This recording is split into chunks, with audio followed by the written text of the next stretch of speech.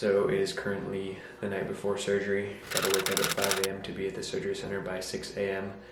And I am just really nervous about the procedure, getting it done, how I'm gonna feel afterwards, the pain level, and then of course, most importantly, just the recovery time. I'm just really hoping and praying for a speedy and proper recovery from this.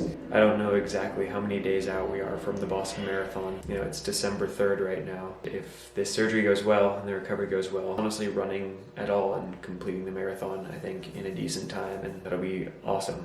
But right now I'm really nervous for surgery tomorrow. And hopefully things, you know, in the near future are not gonna feel so uncertain, but I'm gonna try to just remember what this feeling feels like, because I don't like it. I definitely don't want to feel it again. So, yeah.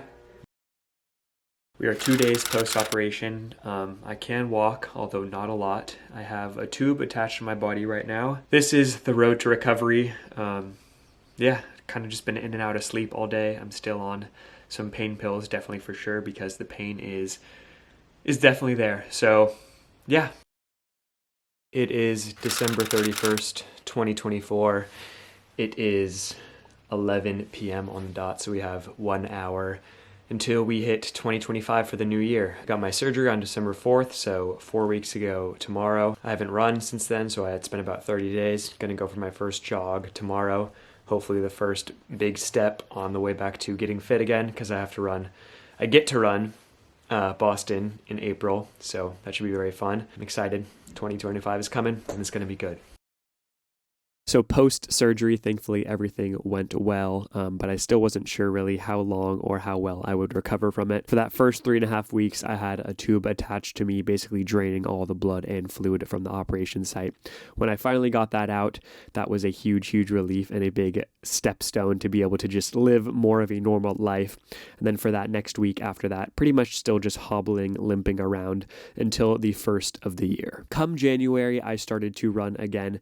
Really easy though, just 3-4 miles a day at a relatively very slow pace. And it wasn't until February where I actually started doing some resemblance of harder workouts. And so this was only about 10 weeks or so before the Boston Marathon. It's definitely been a tough and somewhat rocky road back to running fitness, the running fitness that I was before. I'm definitely still not there, but I really wanted to get this marathon done. It was very important to me, and it was a goal I set before I got surgery, that if my surgery was successful and if I was able to run again in a healthy manner, then I would run the Boston Marathon. So this is me keeping that promise to myself.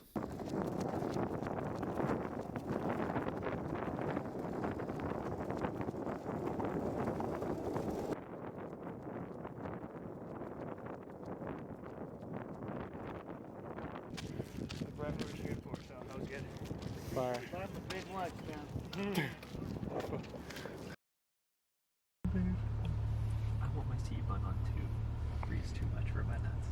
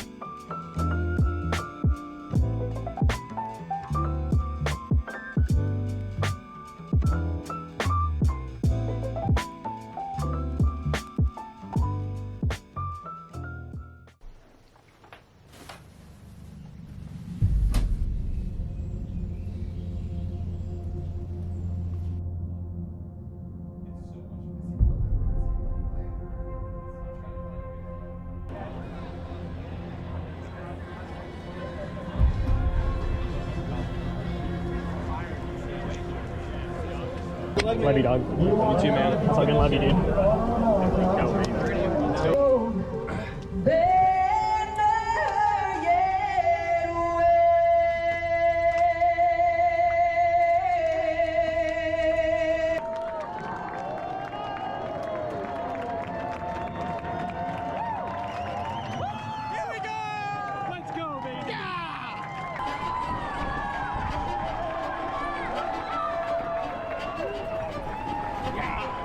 Yeah.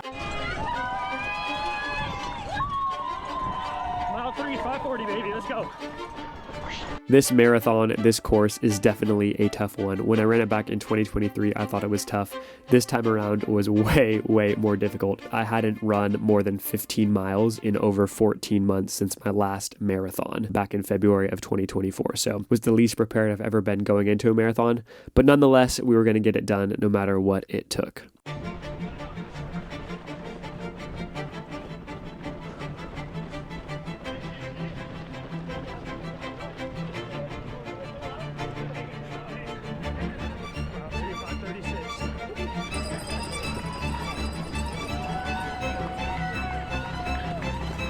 Usually the first 20 miles or so, I would say, of a marathon, you feel all right, and then that last 10K really hurts bad. This time was kind of flip-flopped. I would say that first 10K or so, I felt all right, and the last 20 miles were just so brutal. A couple other of my really close friends were in the race, and I wanted to see how long I could kind of run at that pace with them, at least for a little bit before I dropped off. And yeah, that happened around 10-ish miles, I would say, or so.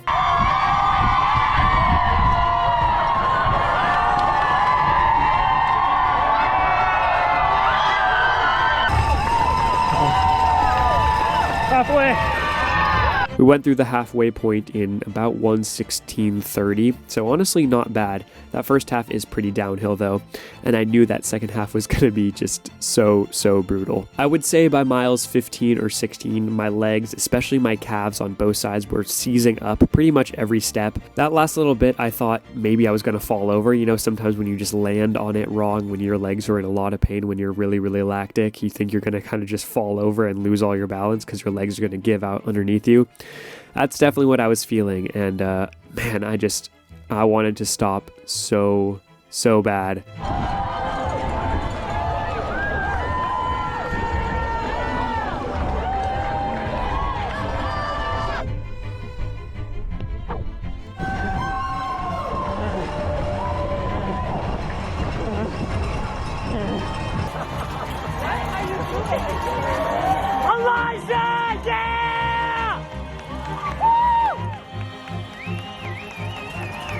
Coming up onto Boylston Street, I heard my brother Shiloh yell, and it was really, it was emotional for a second. It made me emotional, think about everything I had been through, anxiety and physical pain I had been in before I had surgery, and then after surgery, not knowing when I was going to run again, not knowing how the operation was going to go, not knowing if my body was physically going to be able to recover and start running properly again. Also, before the race, Shiloh dropped us off at the buses to go to the Athlete Village, and as we were going to the Athlete Village, we saw him pulled over on the side of the road, and I was worried because he didn't look well, so I called him, and it turns out he had gotten in an accident. He had gotten hit by a bus.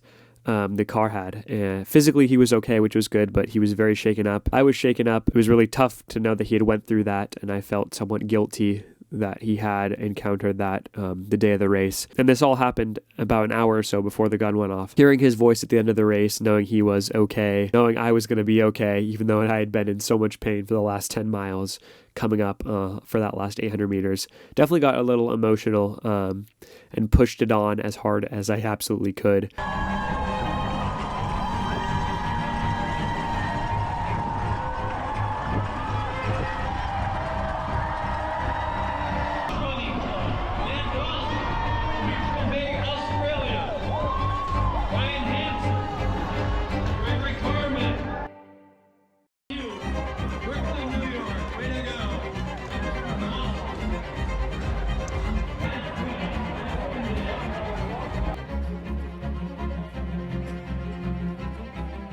I believe I ran 2:39:43, something like 6:05, 6:06 minute per mile average pace. I told myself that the number one goal was just to be able to toe the line, run this race, cross the finish line, and make it happen, which I did. Very happy and feeling just blessed that I was able to do that. I don't know if I will be back to Boston ever again after this second time, but it is a beautiful city filled with beautiful people, all the volunteers, all the racers, how on fire and electric the city is the day of the marathon. It's really a wonderful thing, and this is definitely not the last you're going to see of me for the marathon. Like I've been trying to do for these last couple years, break 2:30. We're not there yet. We are on our way, after this surgery, after proving to myself that I can still run the marathon. Hopefully my body is going to start building itself up even more and be able to handle more stress, more mileage in this next training block, because that's what it's going to take. And I really, really don't want to stop until I break that 2:30 mark. And God willing, we'll be on to a new prep series very, very soon on the channel. Not my best performance time-wise by any means in the marathon, but